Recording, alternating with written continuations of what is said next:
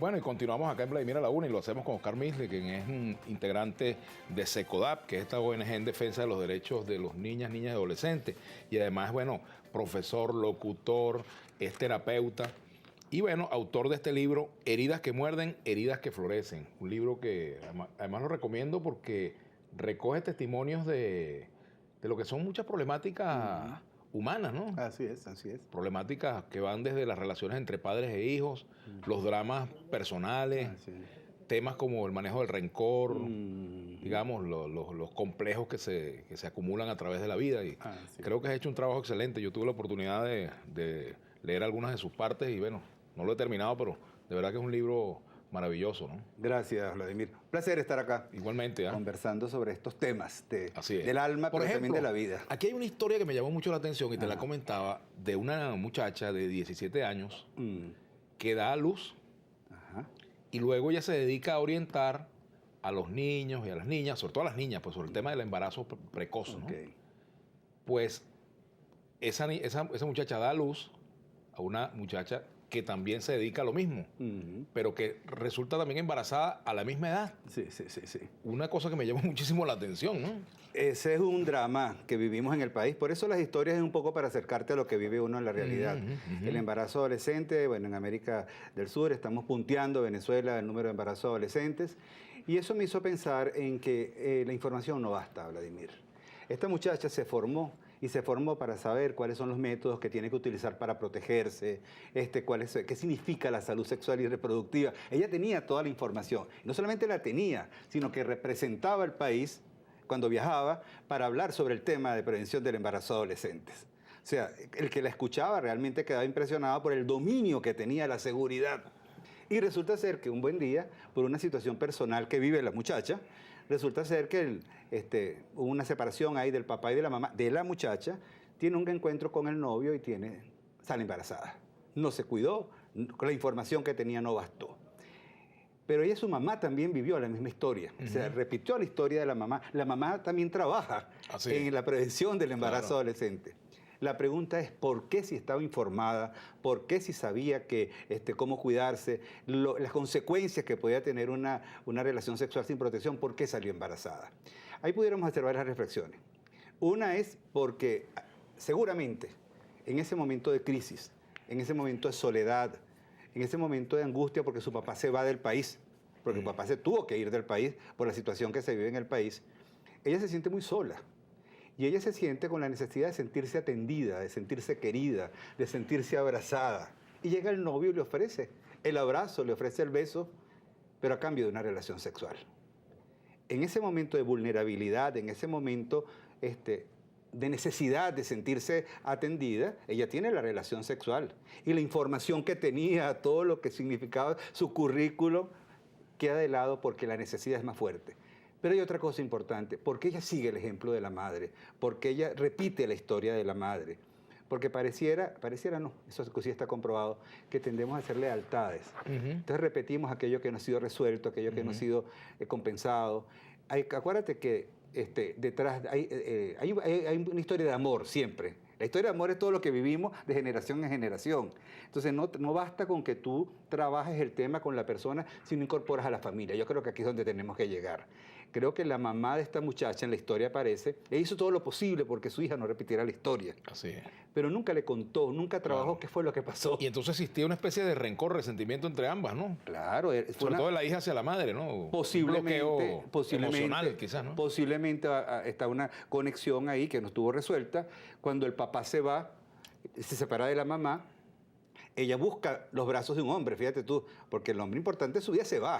Y resulta ser que, bueno, lo que ella menos se imagina, que con una relación sexual va a salir embarazada, que basta una. Así es. Esa es una de las historias que tiene el libro. Pero hay otra, por ejemplo, que me llamó mucho la atención también y que tiene que ver con los adolescentes. Cómo se produce el tránsito de la niñez a la adolescencia y de qué maravilla que tengo un niño, qué problema que tengo un adolescente. Ciertamente. Cómo se pasa de una etapa a la otra, ¿no? Mira, te lo pongo con un ejemplo claro que hacemos en los colegios, los centros educativos donde trabajamos.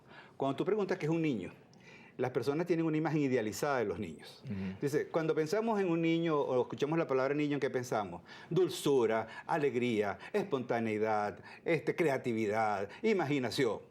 Adolescente, y sin darle. rebeldía, violencia, flojera, desconcierto, inseguridad. Entonces, esa idea que tienes del niño idealizada, cuando el niño cumple 12 años, entonces se cambia y el angelito se convierte, tiene un tridente en la mano y le salen cachos. Se convierte en un diablito, ¿no? Entonces, ¿qué pasa? Cuando tú tienes un niño que crees que es un niño que no tiene sombras, que no siente envidia, que no siente rabia, que no se venga, un niño. Tenemos violencia en la escuela con niños. Y llega el adolescente tiene una maravilla, que es que nos recuerda el adolescente que fuimos. Todo aquello malo que hicimos, pero que era sabroso hacer, viene mi hijo adolescente y me lo recuerda. Tú sabes de todo lo que fuiste capaz, todo lo que se te ocurrió, todo lo que te dijeron, no lo hagas, y tú lo hacías, porque el adolescente necesita saber cuán hondo es el lago por sus propios pies. Tú le dices a tu chamo adolescente, ten cuidado, no te metas, hay una corriente, hay un remolino, y sí, papá, pero cuando llega al lago, va a meter el pie para ver si es verdad, va a meter el otro pie. Cuando siente que lo jala la corriente, dice, aquí hay problemas con el lago. Pero él necesita experimentar. Hasta ahí no puedes llegar tú. Entonces, ¿qué pasa con el adolescente? Que el adolescente muchas veces la señalización para poder abordar el adolescente no la tenemos. Es la etapa de la vida más difícil porque esa transición hace que a los padres nos tome desapercibidos, no sabemos qué hacer. Primero por nuestros propios miedos, por nuestras propias experiencias.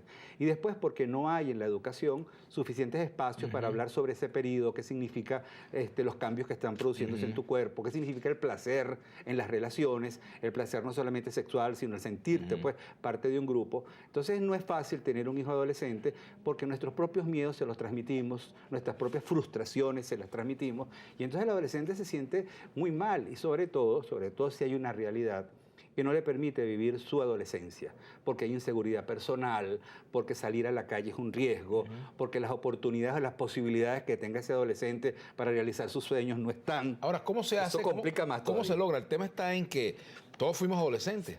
Todos quienes tenemos ya cierta edad, pues, fuimos adolescentes. Pasamos por ahí, pero no fuimos enseñados, orientados. Así es. Ni a ser padres, ni mucho menos a tratar con adolescentes, porque quizás es más fácil bregar con un muchacho de 4 o 5 años con todo el trabajo que dan, que bregar con las dificultades de una persona que está conociendo, está dejando la niñez y pasando, está en el pasillo hacia la adultez, ¿no? Claro. ¿Cómo hacer para acompañar al adolescente en ese duelo que significa para él dejar de ser niño para convertirse en un adolescente? Que además es un duelo, realmente. Es un duelo, claro, porque cuando él es niño y hace un chiste o dice una cosa inoportuna, la gente se ríe porque es gracioso. Mira, un niño se rió. Aquello que dijo cuando lo dice el adolescente, ya tú eres grande. Entonces, ¿qué pasa? Ese duelo, que es dejar de tener los privilegios, las ventajas. Además, hablamos de la representación social al iniciar el programa, en donde tú eres un niño alegre, ingenuo, simpático y que todo es gracioso. Cuando él comienza a ser un adolescente y comienza a hablar, comienza a opinar, comienza a exigir, comienza a darse cuenta de las contradicciones y dice, oye, yo me estoy convirtiendo en un adulto. Me está saliendo pelo en el cuerpo, a las mujeres se le están redondeando las caderas y voy a tener que vivir como mi papá o mi mamá, que está amargado, que se queja de todo, que se queja del país, que se queja del tráfico, que se queja de todo. Oye, ser adulto es un rollo. Prefiero quedarme siendo un niño. Y entonces nosotros cometemos contradicciones. Peter Panizado. Claro, porque cometemos contradicciones. Cuando te dice que vas a salir a rumbear, que es propio del adolescente, tú dices, acuérdate que tú todavía, tú eres un niño todavía. Pero cuando tiene el cuarto desordenado, acuérdate que ya tú eres un adulto. Entonces él dice, yo soy adulto para en algunas situaciones, en algunas circunstancias y en otras no. Pero ¿qué es lo que hay detrás de todo esto? Lo que hay detrás de esto es el miedo, chico. El miedo de no saber cómo lidiar, porque yo no le puedo imponer al adolescente cosas, sino tengo que negociar con el adolescente. Y negociar no significa siempre ceder. Negociar significa conversar, un poco preguntarle. Ahora, ¿eso tiene que hacer desde el principio de la autoridad como padre o desde tratar de simular que seas el amigo del adolescente? Yo no creo que, no, estoy convencido que no.